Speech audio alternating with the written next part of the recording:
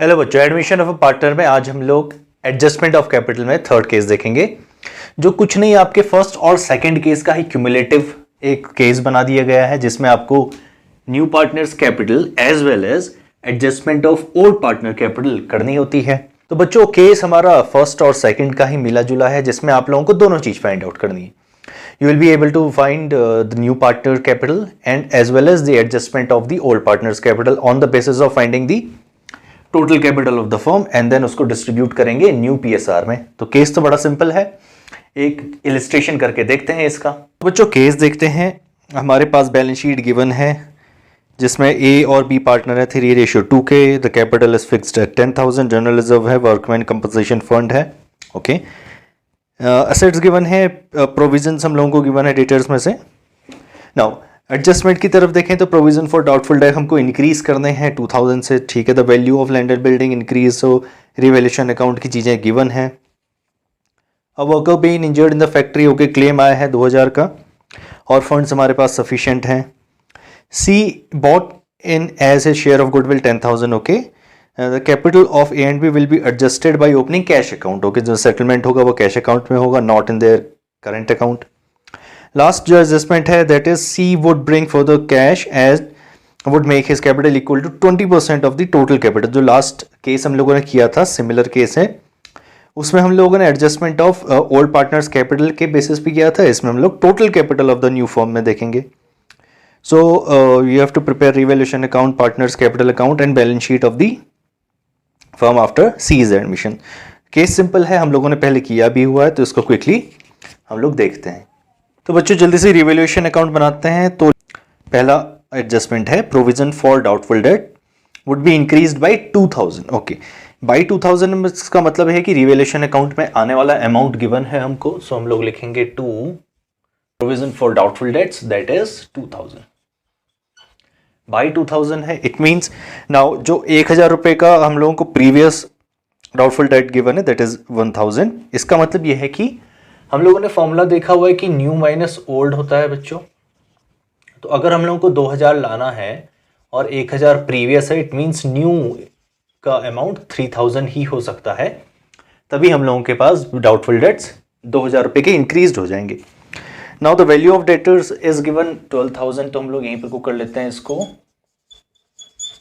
Debtors that is 12,000 minus PDD करेंगे तो कितना है हमारे पास, दैट इज 3000। तो new amount of debtor will be 9000, okay. तो पहला एडजस्टमेंट हमारा कंप्लीट हो गया है, दोनों रिस्पेक्ट आ गए हैं। सेकेंड एडजस्टमेंट है आपका, the value of land and building would be increased to 18,000, okay. 2 है मतलब एट अमाउंट दे रखा है, correctly you can write land and building and the amount given is 18,000। Now we have to check what was the previous amount of land and building is 8,000. Land and building में 10,000 का increment है, तो bye लिख के लिखेंगे by and that is 10,000. Okay, second adjustment के दोनों aspect हम लोगों ने नोट डाउन कर लिए हैं। तो the value of stock would be increased bye 4,000, बढ़ जाएगा 4,000 रुपए से। डिफरेंस अमाउंट गिवन है तो 4,000 से बढ़ेगा, तो डायरेक्टली यहां पर को लिखेंगे bye stock account and the value is given 4,000 rupees. Now we have to check what was the previous, तो 12,000 है, बाई हो जाएगा तो यहां पर को लिखेंगे stock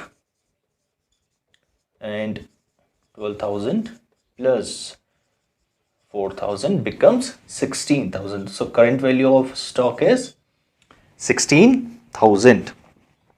A worker being injured in the factory and the claim of rupees 2,000 was declared for him, okay. So workman compensation के funds given है that is 5,000 and out of that हमको settlement करना है 2,000 का, okay. तो 3,000 का जो amount है वो distribute हो जाएगा among A and B. So entry पहले देख लेते हैं। So entry is first we have to जितने भी funds हैं उनको खाली कर देते हैं, तो हम लोग लिखेंगे workman compensation fund account that is debit 5,000 to a workman compensation liability and that have occurred of 2,000. Remaining 3,000 distribute करेंगे हम लोग among old partners in their old profit sharing ratio. So यहाँ पर को लिखेंगे to A's capital और to बीस capital account, और 3000 का बंटवारा जो होगा वो रेशियो गिवन है हमको 3:2 का गिवन है, तो 18 एंड 1200 आ जाएगा। तो 1800 एंड 1200, देखिए रिवैल्यूएशन का नाम तो कहीं आया नहीं, तो जब हम लोग वर्कमैन कंपनसेशन का जब सेटलमेंट होगा तो वो होगा आपके पार्टनर्स कैपिटल अकाउंट में। And the second is this, the liability has been created, तो यहां पर को लिखेंगे हम लोग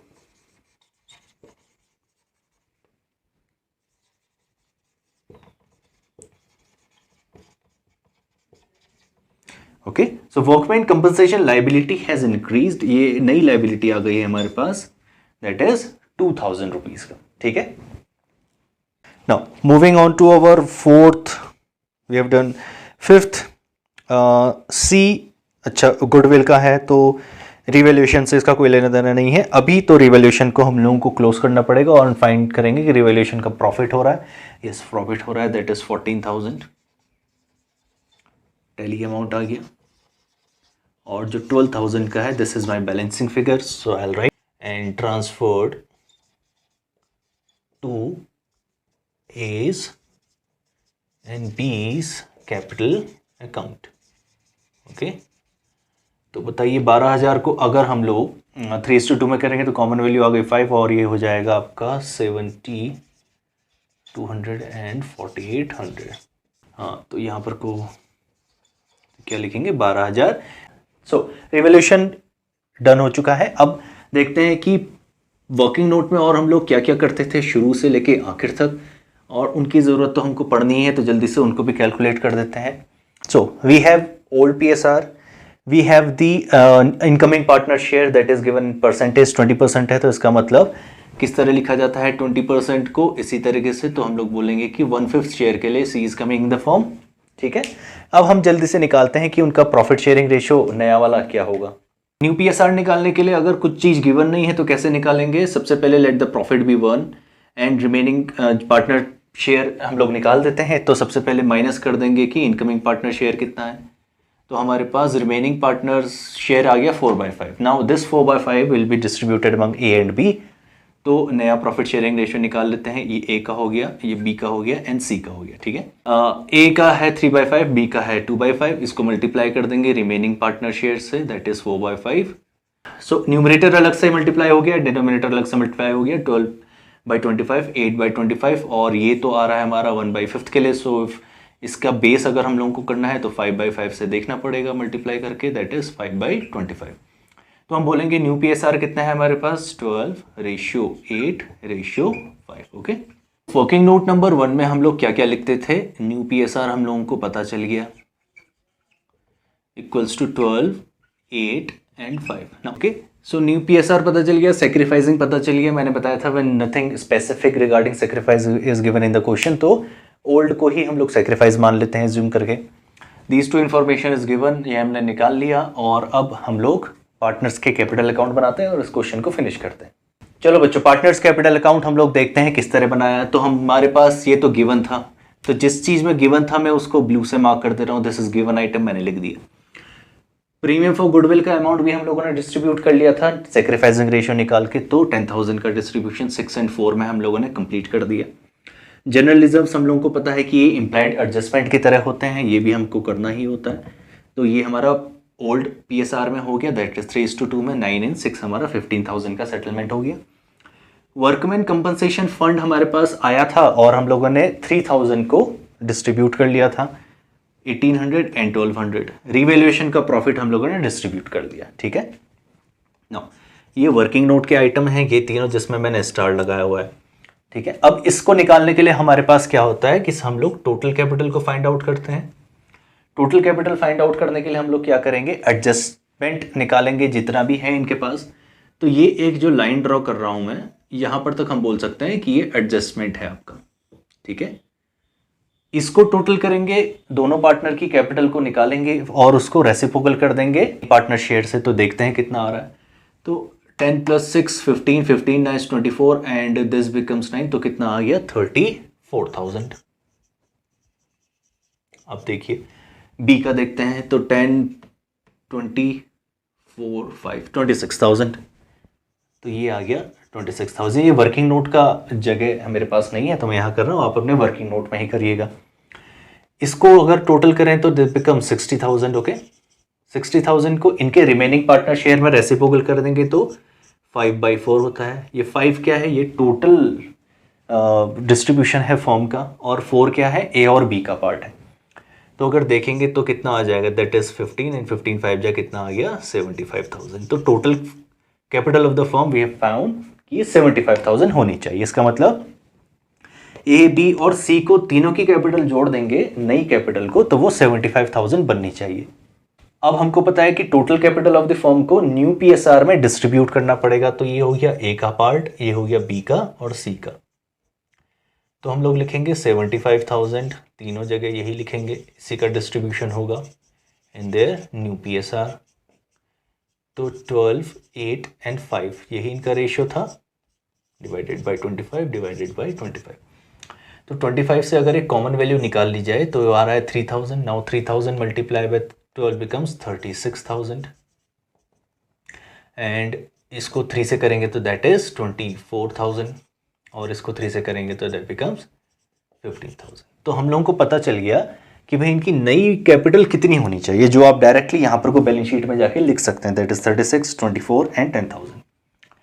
पार्टनर्स कैपिटल अकाउंट में इसका सेटलमेंट बचा हुआ है और सेटलमेंट के लिए हमको स्पेसिफिक लिखा हुआ है कि कैश अकाउंट में ही सारे एडजस्टमेंट हो जाएंगे। लेन देन जो होगा कैपिटल इंट्रोड्यूस करनी या फिर विड्रॉ करनी वो कैश अकाउंट में होगा। तो इसको देखते हैं।